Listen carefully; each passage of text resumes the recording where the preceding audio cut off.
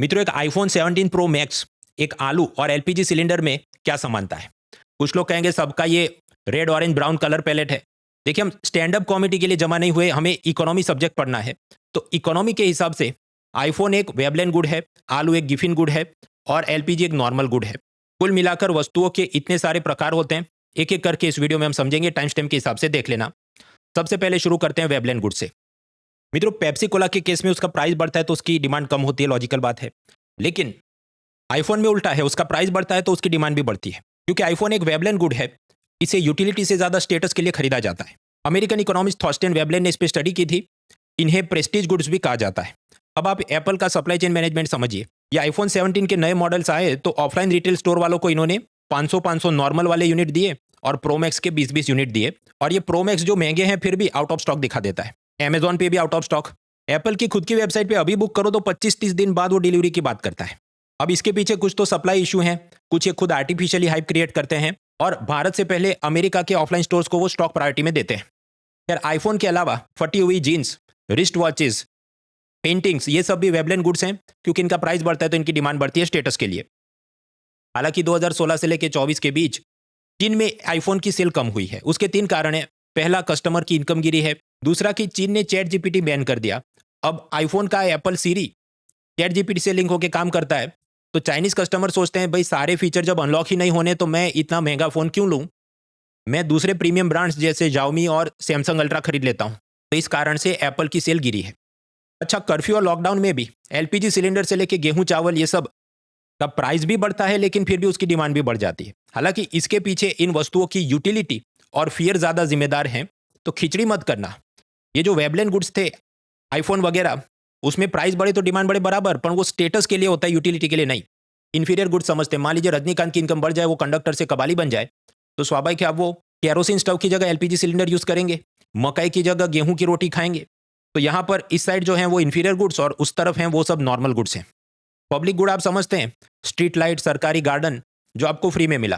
Private good जिसके पैसे देने पड़ते हैं, उसमें हमने इंफीरियर, नॉर्मल और वेबलेन देखा। अभी 2 और बाकी हैं, गिफिन गुड्स और क्लब गुड्स, एक एक करके देखते हैं। सबसे पहले क्लब गुड्स।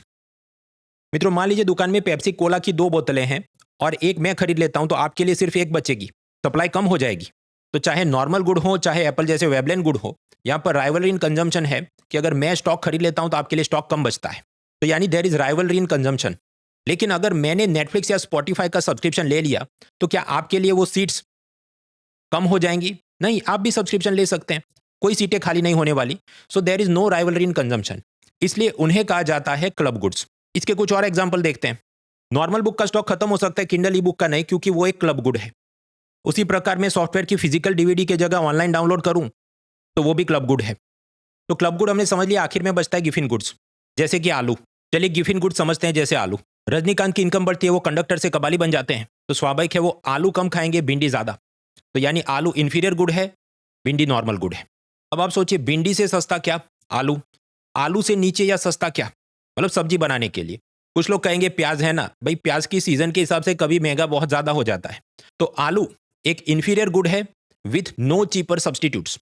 अब मान लीजिए मुझे आलू भिंडी की सब्जी बनानी हो, मैं गरीब आदमी हूं और मेरा बजट फिक्स है, केवल 100 रुपए में स्पेंड कर सकता हूं, तो मैं 300 ग्राम भिंडी खरीदूं, 100 ग्राम आलू खरीदूं, ये कॉम्बिनेशन हो सकता है। लेकिन मान लीजिए महंगाई बढ़ गई, सारी सब्जियां महंगी हो गई, तो मैं क्या करूंगा? तो मैं भिंडी कम खरीदूंगा, केवल 100 ग्राम, और आलू ज्यादा खरीदूंगा, 300 ग्राम। क्योंकि आप समझो सारी सब्जियां भी महंगी होगी तो भिंडी के मुकाबले आलू फिर भी मुझे थोड़ा सस्ता दिखेगा। तो भिंडी का विकल्प आलू है, आलू का विकल्प कुछ नहीं है। तो ये पैटर्न आप समझिए। नॉर्मल कोला में प्राइस बढ़ता तो डिमांड कम हो जाती। आलू में ये हुआ, उसका प्राइस बढ़ा है, सारी सब्जियों का प्राइस बढ़ा तो आलू का भी प्राइस बढ़ा है, लेकिन फिर भी उसकी डिमांड बढ़ गई कि मैं 100 की जगह 300 ग्राम खरीद रहा हूं। इसलिए आलू एक गिफिन गुड है। It is a inferior good with no cheaper substitutes. तो गरीब आदमी को यही खाना पड़ेगा। अब आप रिवर्स सोचिए। मान लीजिए सारी सब्जियां सस्ती हो गई और अभी भी मेरा बजट है 100 रुपए, मुझे आलू भिंडी खानी है। तो मैं ये करूंगा कि 100 ग्राम भिंडी और 300 ग्राम आलू की जगह कॉम्बिनेशन बदलूंगा। दोनों चीजें सस्ती हो गई तो अब मैं आलू कम खरीदूंगा, केवल 100 ग्राम कम खरीदूंगा मैं उसे, और भिंडी में ज्यादा खरीदूंगा, 300 ग्राम। अगर ये सारी चीजें सस्ती हो रही है तो ये सोच के कि आलू के मुकाबले भिंडी में ज्यादा विटामिन और न्यूट्रिएंट्स होंगे। तो अब आप एक पैराडॉक्स समझिए। गिफिन्स पैराडॉक्स क्या है कि आलू का जब प्राइस बढ़ा तो उसकी डिमांड भी बढ़ी, आलू का प्राइस जब कम हुआ उसकी डिमांड भी कम होगी। कुछ लोगों को ये बातें दिमाग में नहीं उतर रही होंगी, तो पहले आप नोट पेन लेके फिर से वीडियो देखिए और खुद के शब्दों में चार्ट बनाइए, then it will make sense.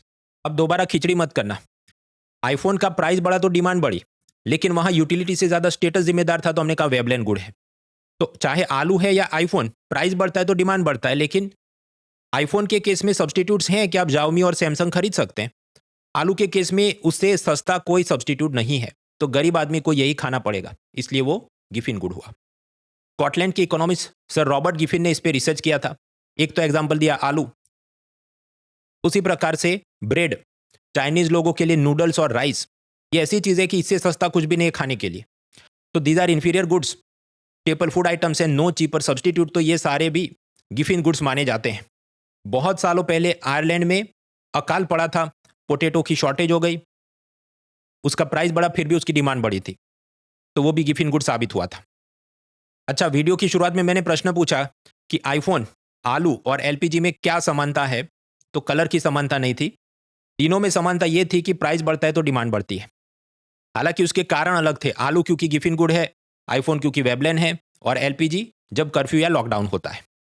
अब कुछ लोग फिर से खिचड़ी करेंगे, तो फिर आलू और एलपीजी दोनों को तुमने सेम कैटेगरी में क्यों नहीं रखा है? दोनों के केस में तुम बोले प्राइस बढ़ा तो डिमांड बढ़ा। भाई, एलपीजी के केस में सस्ता सब्सटीट्यूट है केरोसिन, आलू के केस में कोई सस्ता सब्सटीट्यूट नहीं है।